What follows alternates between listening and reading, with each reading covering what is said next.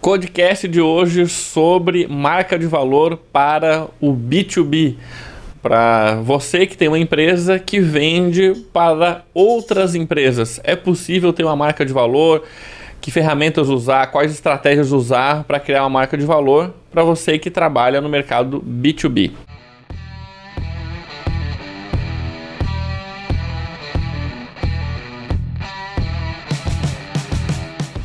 Para você que é dono de negócio local, esse podcast vai te ajudar na estratégia para transformar sua empresa numa marca de valor.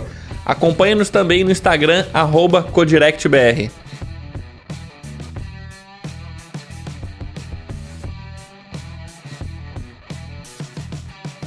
Bem-vindo, Tavo. Bem-vindo, Evandro. Inclusive, tem uma série de estratégias que devem ser incluídas na sua rotina comercial para que você consiga vender para outras empresas. É um pouquinho diferente. A gente fala muito aqui de conversar com o cliente final, né? Clínicas, enfim, lojas, que trabalham no varejo, né? Que vende produto, serviço direto para o consumidor final. Mas quando a empresa é o consumidor do seu produto, você precisa levar outros elementos em consideração. É isso que a gente vai falar no episódio de hoje. Exatamente. Por exemplo, uma contabilidade que vai vender para outras empresas, uma empresa de terceirização de serviços de limpeza, que o cliente dela é uma empresa, ou, sei lá, uma empresa de consultoria de recursos humanos, que dá treinamento, ou terceirização para empresas de recursos humanos. De recrutamento e seleção. De recrutamento e seleção, ou seja, que o cliente é uma empresa. Perfeito. Certo? E eu, ultimamente, algumas empresas que entraram em contato conosco, às vezes têm dúvida, mas essa estratégia de criar uma marca de valor funciona para empresas do mercado B2B? Cara, funciona. Por um motivo muito simples, né? Um motivo muito simples. O que é ter uma marca de valor? Primeiro ponto, quem tem uma marca de valor tem fãs nas mídias sociais. Quem tem uma marca de valor tem fila de clientes. Quem tem uma marca de valor bate meta sem precisar dar desconto. Quem tem uma marca de valor é uma referência na sua região, ou seja, constantemente está aumentando o preço sem perder volume. E quem tem uma marca de valor está no estratégico. Então, se você tem uma empresa que vende para outras empresas e gostaria de ter uma marca de valor, a gente vai dar alguns elementos aqui para você levar em consideração. Mas, para começo de história, a Codirect é uma empresa que é B2B. Então, nós vendemos para outras empresas usando a estratégia de uma marca de valor. Então, só para começo de história, o nosso próprio exemplo deve servir de inspiração para você ver como isso exatamente funciona. Se você tem uma empresa e está nos ouvindo aqui, você está participando de uma estratégia de marketing para construir uma marca de valor. E funciona. E é muito louco, né? Eu tava pensando esses dias, a gente atende, muita clínica odontológica, médica e etc. O nosso processo é muito parecido com o de uma clínica, porque como é que funciona? As pessoas conhecem o trabalho da clínica pelo Instagram, por exemplo, entram em contato via Instagram com aquela clínica, ele é direcionado para uma secretária, a secretária faz um levantamento inicial e depois ela vai para consulta, e na consulta o doutor vende o procedimento. Ou seja, é a mesma coisa que o processo da Codirect. Eu sou o doutor? Não, mentira. Não, a equipe de vendas é doutora. A gente tem a nossa equipe de SDR, que é o pessoal que faz a parte de pré-vendas e tudo mais, que é como se fosse a secretária, e os vendedores é como se fossem os médicos. Entendeu? Um procedimento muito parecido. Quem vende serviço de alto valor agregado é muito semelhante, mesmo quando para o B2C, a arquitetura muito semelhante também, o processo de construção de marca e o processo comercial, ele tem etapas semelhantes. Perfeito. Muito semelhante. Tu vende um serviço de alto valor agregado. E esse é um ponto a levar em consideração quando você trabalha no mercado B2B, que você sabe muito bem que existe uma consideração maior, né? Na tomada de decisão de quem compra um serviço assim. Por exemplo, eu tinha empresa de tecnologia há pouco mais de 10 anos. Na verdade, há 10 anos eu vendi minha empresa. E tinha clientes que eu negociei 2 anos para poder fechar um contrato com eles. Então, tempo de consideração altíssimo. Teve empresa que eu em um mês fechei negócio? Teve. Mas, cara, teve empresa... Mas os projetos maiores eram... maiores, era projeto de 300 mil, meio milhão, etc. Então, tipo... acaba tendo um tempo de consideração maior, porque, cara, assim, tu vai botar 500 pau na mão de uma empresa, então precisa ter um tempo de consideração, ver se funciona, ver se vai fazer sentido, ver se o time vai se sentir confortável com aquele novo fornecedor. Talvez pode até me dizer, mas além do preço, porque obviamente o preço é um fator que faz as pessoas pensarem mais, mas também a complexidade claro. de consumir aquilo. Certo? Porque assim, uma coisa é comprar um produto de prateleira, outra coisa era um serviço personalizado para minha empresa. Então assim, ela vai ter como vai funcionar, quem vai tocar, o que vai mudar no meu dia a dia. Então tem uma consideração maior, né? Perfeito. É diferente. Tipo, se você compra um brownie e não gosta do brownie, você não compra mais aquele brownie. Agora, se você contrata, sei lá, um serviço de tecnologia, um software, uma consultoria, um negócio que vá mudar a rotina da sua empresa, cara, é muita consideração. Quem que vai tocar o projeto, etc, etc. Então, naquela época eu aprendi um termo que hoje está mais em alta, que se chama venda consultiva. Você precisa ir avançando etapas no processo comercial para que a pessoa se sinta à vontade, né? Então, a vontade não é nem só em relação a criar amizade, né? É a vontade com aquele projeto, com a execução daquele projeto, né? Uma coisa que o Evandro fala é que a venda é processual, né? Então você vai ganhando etapas. É como se fosse uma guerra. E cada etapa é uma batalha. Você vai ter que ganhar a primeira batalha, a segunda batalha. Então cada reunião, cada contato com o cliente é um motivo para avançar para a próxima. Então, pode ser que você venda de primeira? Pode, mas assim, é que nem um casamento. Você conhece a pessoa, chama pra passear, pega na mãozinha, dá o primeiro beijo, chama pra jantar, começa a namorar, etc, etc. A mesma coisa é venda B2B. Só que tem gente que casa em um mês, tem gente que casa em um mês, mas tem gente que leva anos, meses pra casar. Exatamente. Então, esse se sentir à vontade, tu vai resolvendo várias pendências que vai tendo, que são impeditivos da pessoa contratar aquele serviço. Vai dizer, mas a pessoa que eu tenho para tocar aqui, ela é muito júnior. Não, mas olha só, a gente vai dar um treinamento para ela que vai resolver esse problema, deixa a gente conversar com ela. Então esse problema já resolvemos. Mas tem um outro desafio agora, que é o seguinte, o sócio que vai tocar esse projeto aqui dentro, ele sei lá, nunca trabalhou nessa área, ou ele está envolvido em outro projeto. Então, vamos ver como é que a gente consegue resolver isso. Então, tu vai resolvendo, por isso que são várias etapas, até o cliente se sentir confortável e comprar aquilo. Exatamente. Então, e outra, né? Você vai eliminando crenças que a pessoa vai tendo no decorrer do processo. Vou te dar um exemplo. Eu conversei com o dono de uma empresa de tecnologia. Ele que fez o primeiro contato, ele falou, nossa, achei o máximo o projeto de vocês e quem vai tocar é o fulano. Eu falei, show de bola. Chama o fulano aí, vamos apresentar o projeto para ele pra gente trabalhar. Não, o fulano tá de férias e quando ele voltar de férias ele vai ter uma série de pendências na primeira semana, então vamos marcar um próximo encontro na segunda semana depois que ele voltar de férias. E daí tu vai lá, conversa com o fulano, ele, não, o fulano ele tá com um projeto novo e ele tá com 80% do tempo dele envolvido nesse projeto, então eu não gostaria de começar isso agora, então dá mais um mês. E daí você vai conversando, entendeu? Então não é uma coisa que... Não é venda impulsiva. Não é uma venda por impulso. A pessoa precisa ser estruturado, sabe? Não, ele tá fazendo algumas ações que tá funcionando e não sei o que, então a gente tá esperando. Mas Gustavo, eu também tenho uma outra preocupação com a minha operação. Hoje a minha operação dá conta de entrar, sei lá, até 20 clientes no mês. Se tu chegar aqui, fizer bombar o marketing, entrar 100 clientes no mês, eu falei, fulano...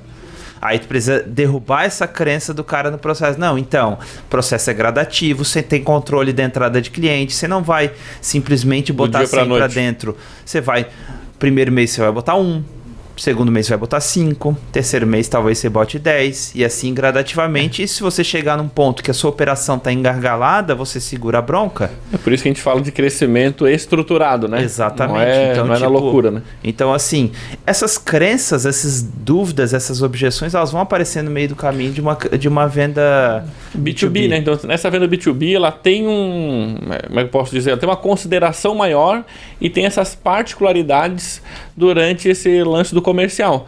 Mas eu estava lembrando aqui o próprio Ademir, que é da Berlim Ambiental, que está aqui no programa com a gente.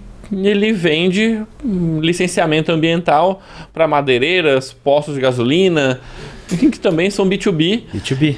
E funciona. Então, assim, é um público...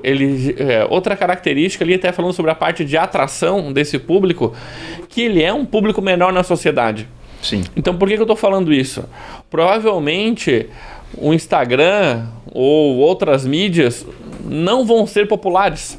Ou seja, você nunca vai ter, ou muito provavelmente não vai ser... Engajamento de um influencer, né? Ou engajamento de uma browneria, ou engajamento de uma cervejaria, ou de uma loja que trabalha o consumidor final e trabalha com negócio com alto apelo, uma pet shop. Claro que vai ter mais engajamento, um perfil que fala de cachorro e gato, do que um perfil que está falando sobre manutenção de computadores para a empresa.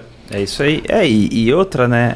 Claro, tudo depende do ticket, né? Uhum. Às vezes eles atraem, o Ademir vai atrair um novo cliente que vai dar um incremento de 10, 20, 30, 40% no faturamento dele. Perfeito. São poucos e com bons. alto ticket, né? Que nem até o próprio Marcelo, né? Ele tem um cliente que paga 2 milhões por ano para a empresa dele. Então, tipo, isso é um belo incremento no faturamento da empresa. Uhum. Mas claro, é um processo. Então, a pessoa vai te acompanhar um tempo, etc. Tem outro nível de consideração em cima do processo. Aí uma parte bem importante, a gente está falando dessa parte do processo, né? Do B2B. Tem a parte importante ali, né, Tavo? Que é a parte de atração, né? Como que eu atraio como que eu faço esse cliente B2B me encontrar e me conhecer minha marca, criar esse relacionamento, como que eu faço para ele, enfim, se encantar antes dele ter a levantada de mão. Poxa, quero saber mais informações, pedir um orçamento. Essa é uma ilusão que as pessoas têm, que eles tratam a empresa como uma empresa. Só que cada empresa tem uma pessoa por trás da empresa. Então, tipo, antes de mais nada, a sua estratégia de atração, você tem que ser útil para o tomador de decisão. Não para a empresa como um todo, né? Não para a empresa. Não, vou dar uma... Porque assim, os caras, eles caem numa viagem que eles começam a falar, não, se o meu cliente é uma empresa, nossa, a empresa tem várias dores. A empresa tem dor de fluxo de caixa, como fazer um DRE, como estruturar um time comercial. Faz sentido eu seguir uma empresa de limpeza corporativa que vai me dizer como é que eu vou estruturar meu processo comercial? Não faz. Então você tem que falar sobre dores específicas do tomador de decisão.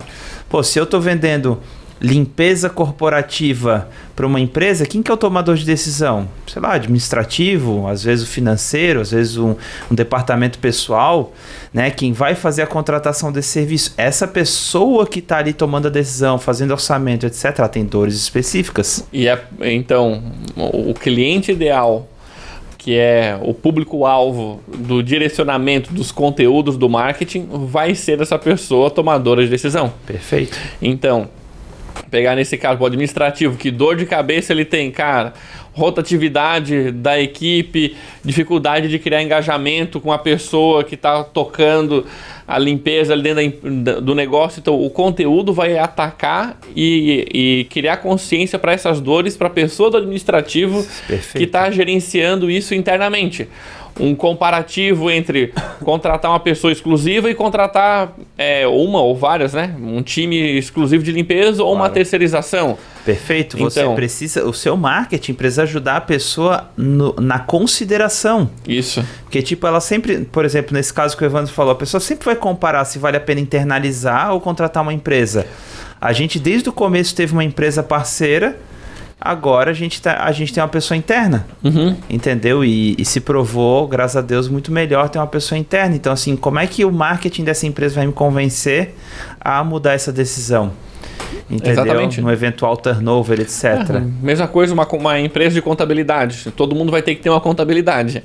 Mas como que eu faço a pessoa escolher a minha contabilidade? O que eu falo? Quais são as dores que ela tem? Quais são os desejos que ela tem? Para eu entender o público específico. E isso numa venda B2B é bem importante você entender o momento da empresa. Exato. Porque assim, em que momento que eu vou trocar a contabilidade? Porque assim, ou de duas uma, ou eu contrato a contabilidade quando minha empresa abriu, ou quando eu estou insatisfeito com a contabilidade atual. Seu marketing precisa entender isso. Você vai conversar com essa pessoa.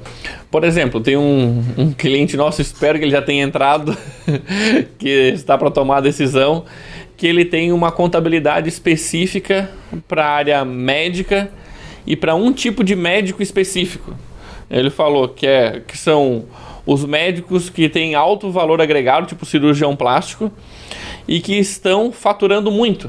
Claro. Então, e aí ele tem algumas dores específicas desse tipo de médico, tanto com pagamento de imposto, quanto outras coisas, que ele desenhou o negócio dele para esse público. A gente tem a Carmen. Tem a Carmen também. A Carmen, sim, que tem uma contabilidade especializada para médicos. Exato. E daí, só atendendo os médicos aqui da mentoria, ela já vai ganhar bastante dinheiro, que são médicos que faturam bastante, né? Então, assim, entende que tu tem agora, poxa, quais são as dores desse perfil de médico, sabe? Sim. Então, é diferente, entende que não é pelo setor que você atua, e sim pelo perfil de cliente que você vai atender nesse B2B. E o lance do momento de compra é bem importante. Eu vendo um software. Em que momento que a pessoa contrata um software ou em que momento que a pessoa troca de software? Que a gente já, por exemplo, a parte de gestão financeira, a gente já foi cliente da empresa A.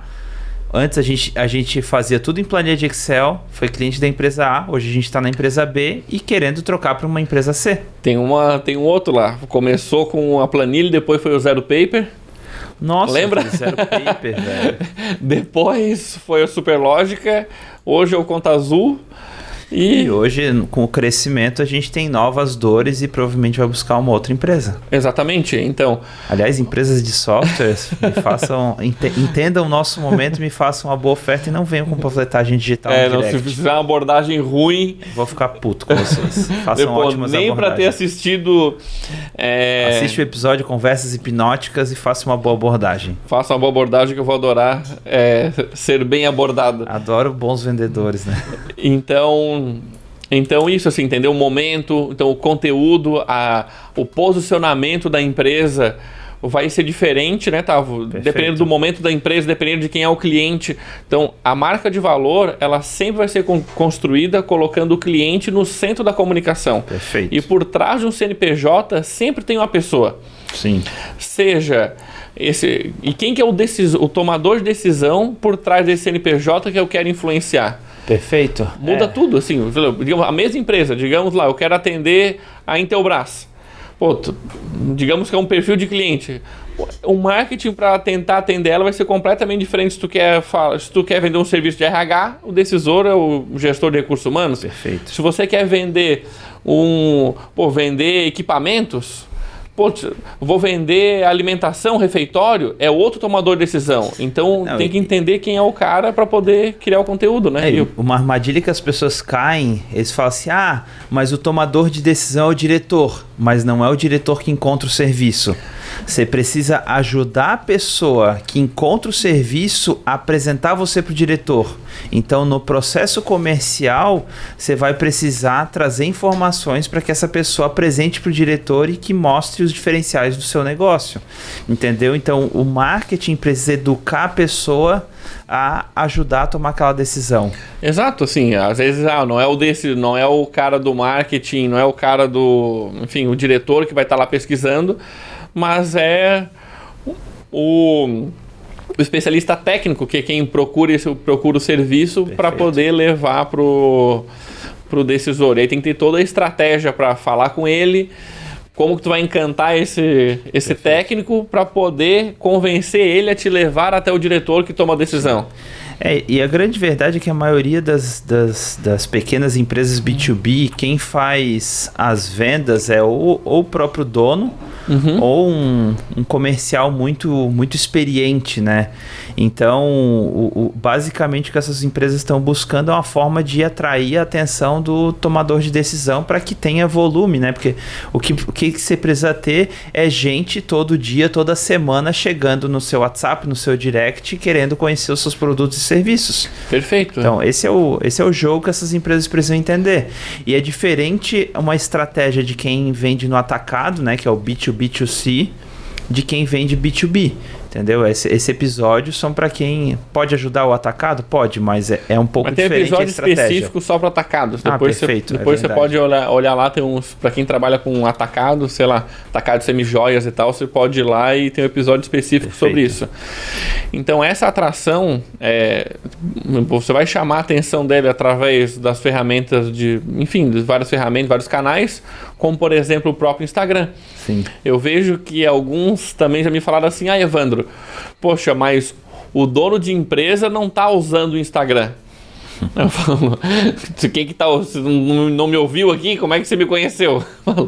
Não foi através de algum canal como esse? Então, se você é dono e está me ouvindo, existe. A questão é que muitos donos de empresa, ele não é ativo publicando coisa no Instagram.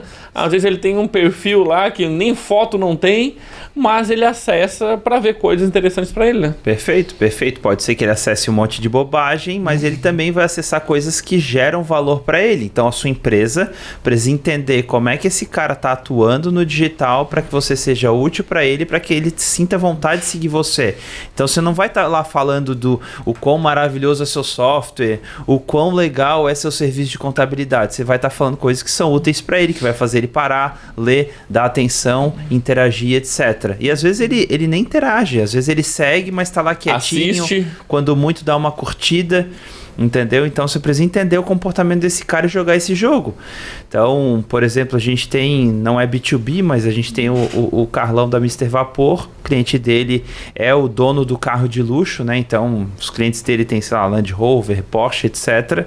E ele fala, meu cliente não interage comigo. Publicamente, né? Quando no comentário, muito, ele salva os meus posts. Exato. Porque ele tem paixão por carro, etc. Ele gosta de ter o álbum dele ali para ver de novo e tudo mais. Então, o cliente dele, no máximo, salva, nem curte. Então, assim, você tem uma estratégia diferenciada para conseguir atrair a atenção dele. Pô, beleza. Se eu entendo que esse cara tá mais salvando o post, né? Porque, obviamente, a cada cliente que ele fecha, você conheceu por onde? Pelo Instagram. Mas, pô, nunca te vi curtindo nada no Instagram. Nunca te vi por aqui. Na verdade, eu salvo teus posts para ver depois. Ah, legal. Então, ele começa a criar posts que vão forçar o cliente a salvar. Com chamada para ação, salve esse post. Salve esse post. Então, você vai começar entendendo o comportamento desse cliente e avançando com ele jogando o jogo dele. Bom, uma parada que muda tudo é você escutar o semântico do cliente. Quero dizer com o semântico. Estou voltando aí para minha faculdade de computação. Linguagem semântica. Que é as palavras... Pavor daquela matéria de algoritmo. Mandei benzaço no meu compilador. Mas são as palavras que o teu cliente usa quando ele se refere ao teu produto ou serviço, as dores dele. Então, assim, se ele diz, poxa, assim, eu odeio quando o chão tá pegajoso. Cara, são esses termos que você vai usar no teu marketing. Isso que o Tavo falou, poxa, ele prestou atenção que o cliente dele comentou que ele mais salva do que interage, porque comenta. Então, assim, saquei. Então, você vai percebendo a linguagem que o seu cliente usa para você melhorar a linguagem do seu marketing. Perfeito, uma coisa que a gente se deu conta, por exemplo, que os nossos clientes procuram o nosso trabalho quando falta estratégia para ele crescer o negócio, que às vezes ele até está em crescimento, ou às vezes está um pouco estagnado há alguns anos e está faltando estratégia, clareza de uma rota de crescimento para o negócio dele. Então a gente começa a utilizar isso em todo o nosso marketing.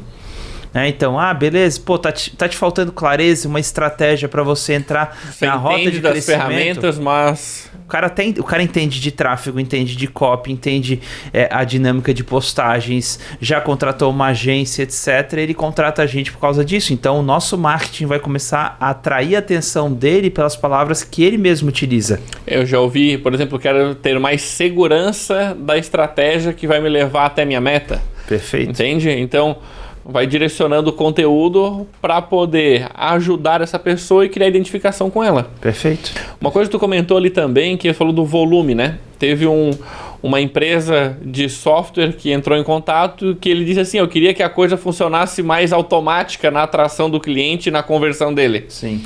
Então, existe a máquina de crescimento. Mas assim, não existe algo que você bote no piloto automático, não faça nada e o resultado aconteça. Ele é um jogo... A cara do Otávio é melhor. A galera que é mais nerd, ele não gosta de gente. Ele, não, tem como colocar uma landing page conectada a um chatbot que a pessoa já escolhe e vai... Eu falei, gente, empresas são pessoas. Seus clientes são pessoas, seus funcionários são pessoas. Se você não entende de pessoas, você não entende de negócios. Então desista. Ah, não, mas eu só entendo de código. O código é feito por uma pessoa. Né? Tem uma coisa que eu estudei na faculdade que é a usabilidade, as 10 heurísticas de Nielsen, entendeu? Então, cara, é isso. Você precisa entender como é que funciona a cabeça da pessoa. Caso contrário, velho, vai pra uma montanha não vai rolar. Outra coisa, falou o jogo do volume. Não são todas as pessoas que vão cadastrar para pedir orçamento que são o público que se encaixa com o tipo de serviço que você está vendendo. No início das empresas B2B, geralmente eu vejo elas são mais artesanais. Ou seja, cada pessoa que chega, cada pedido que chega, ela monta um tipo de serviço que vai atender a necessidade que o cliente traz. Quando você é pequeno, isso funciona. Funcionou pra gente. A gente era assim. Quando a gente tinha lá 5, 10 clientes, cada cliente vem por indicação. O que você está precisando? Vou montar um pacote para te atender. Quando você tem pouquinho, funciona. Só que isso não te leva a uma escala de crescimento. Se você quer ter uma escala de crescimento, se o Otávio vai lembrar bem, foi quando você produtiza os seus serviços. Perfeito. Você vai criar pacotes, modelos, para poder escalar isso. Só que o que acontece? Quando você faz isso, você precisa de um perfil de cliente que tem aquela necessidade que esse teu tipo de serviço resolve. E aí você necessariamente precisa fazer marketing, não dá para depender de viver só de indicação. Até porque você não tem controle de quem vai chegar pela indicação. Inclusive hoje de manhã eu estava falando com um empresário que ele fala, não, mas Gustavo, toda semana aparece uma oportunidade nova. E daí o que acontece? Isso é um prato cheio para você perder o foco. E eu entendo isso porque eu sou um cara desfocado. A oportunidade é o Deus e o diabo, né? Por um lado a salvação, pode ser a salvação, mas por outro lado pode ser a tua desgraça de ser completamente desfocado e não seguir uma linha de crescimento, né? Você pode imaginar que a gente trabalha com digital desde 2012. O nosso negócio ele teve o primeiro rompante de escalabilidade em 2015, então foi alguns anos depois, mas enfim, de 2015 para cá, gente, toda semana aparece pessoas querendo ser nosso sócio porque a gente entende como é que é o processo de escala usando o digital. É prato cheio pra gente perder o foco. E honestamente... a minha sorte é que eu tenho um sócio muito focado, porque se dependesse de mim tava fudido. Um sócio e uma esposa. Uma esposa mais ainda, né? Mas tipo, o cara que eu tava falando hoje de manhã dele falou, Gustavo, pois eu não tenho sócio que nem tu, porque eu e meu sócio, a gente abraça tudo que aparece, a gente se arromba, mas por isso que o negócio tá andando de lado, entendeu? Então, o grande foco que a gente teve, principalmente de 2017 a 2019, foi 2 anos que a gente falou, cara, vamos focar 100% nisso daqui, vamos dizer não para absolutamente tudo. Foi onde a gente teve o primeiro grande salto. Exatamente. Primeiro grande salto. Aí eu estava falando do volume ali, assim, por exemplo, no nosso caso aqui, a gente recebe 600, 700 cadastros de pedidos de sessão estratégica todo mês. E nós não temos quantidade de pessoas para atender que consiga atender os 700. E muitos desses 700 não são o perfil que a gente consegue ajudar. Perfeito. Então, por isso a gente faz uma triagem antes para conseguir atender 150, 160 por mês. Então, você sempre precisa de um volume maior para que parte desses sejam o perfil que você de fato consegue ajudar com o serviço que a sua empresa presta. Perfeito, que é a etapa de qualificação. Existe uma etapa de qualificação, é normal, nunca vai ser 100%. Perfeito. E se for 100% é porque você está numa escala pequena ainda. Perfeito, é isso aí. Então, tipo, a etapa, hoje tem um nome bonito, né, que é o SDR, que é Sales Development Representative. Né, esses dias eu conversei com uma dona de uma escola de inglês, ela me corrigiu que eu falei development errado, mas agora tá certo, né? Por gentileza. Tô há muito tempo enferrujado, né? Morei nos Estados Unidos em 2004, na Austrália em 2008. Tava recém-nascido quando foi pra lá. Cara. Jovem. Não, mas esse é o lance, assim, a figura do SDR, ele tem o papel de qualificar a audiência e gerar desejo para a pessoa participar do processo comercial, porque, como a gente falou, é um processo de ganhos de etapas. Se você conversar com o nosso time de SDR e você tiver o nosso perfil de cliente, você vai perceber como que ele vai encantar você a participar de uma sessão comercial com o nosso time de vendedores. E é esse o jogo, entendeu? E daí o vendedor, ele tem que te encantar para você entrar na operação e começar a fazer. Então, você vai sentindo que é um processo de ganho de etapas, né? Depois que o cliente fecha com a gente, aí tem um processo de elaboração do contrato, depois a sessão de welcome, depois o kickoff. Então, todo esse processo é entendendo como é que está a cabeça do cliente, o sentimento dele etapa a etapa. E é um processo de ganho etapa a etapa. Isso, essa construção de uma marca de valor corporativa, ela é muito processual. Assim, ela é mais... porque ela não é por impulso. Então, cada etapa tem que conduzir para a próxima etapa que funciona perfeitamente bem. Certo? Se você é dono de um negócio local, independente se você é B2B ou B2C, talvez tenha alguém do B2C aqui de curioso, legal demais, que bom que você está querendo aprender também sobre outras coisas. Às vezes abre a cabeça para, às vezes, criar um serviço B2B dentro do próprio negócio. Então, porque vários têm, né? Sei lá, tem uma lavanderia que é B2C, mas eu vou criar um serviço corporativo. Sim, vai atender hotéis e exatamente. Então, acho que já dá para abrir a cabeça também para essas coisas. Se você é dono de um negócio local e você já está num patamar de faturamento acima de 30 mil reais por mês, 30, 50, 100, 200, e tem vontade de crescer, está com aquela ambição de levar o seu negócio para o próximo patamar, tem um convite especial para te fazer, que é participar de uma sessão estratégica. Nessa sessão estratégica, a gente vai te ajudar a ver qual que é o caminho para chegar até esse seu objetivo, quais são os erros que você está cometendo, e se fizer sentido, a gente apresenta uma proposta de trabalho, de mentoria para te apoiar nessa jornada. É só entrar no codirect.com.br/mentoria. Capricha lá no cadastro que um SDR vai entrar em contato com você, atenda o telefone e ele vai agendar uma reunião. Beleza? Compartilhe esse episódio aí com outros empresários que você conhece que atuam no setor do B2B, para que apoie ele também a ter uma visão mais estratégica para construir a sua marca de valor. Valeu? E não esquece de seguir a gente no Instagram, CoDirectBR. @CoDirectBR. Se inscrever no nosso canal no YouTube, ativar o sininho para receber as notificações, deixa um comentário, uma curtida, um alô e nos vemos. Valeu, tchau, tchau.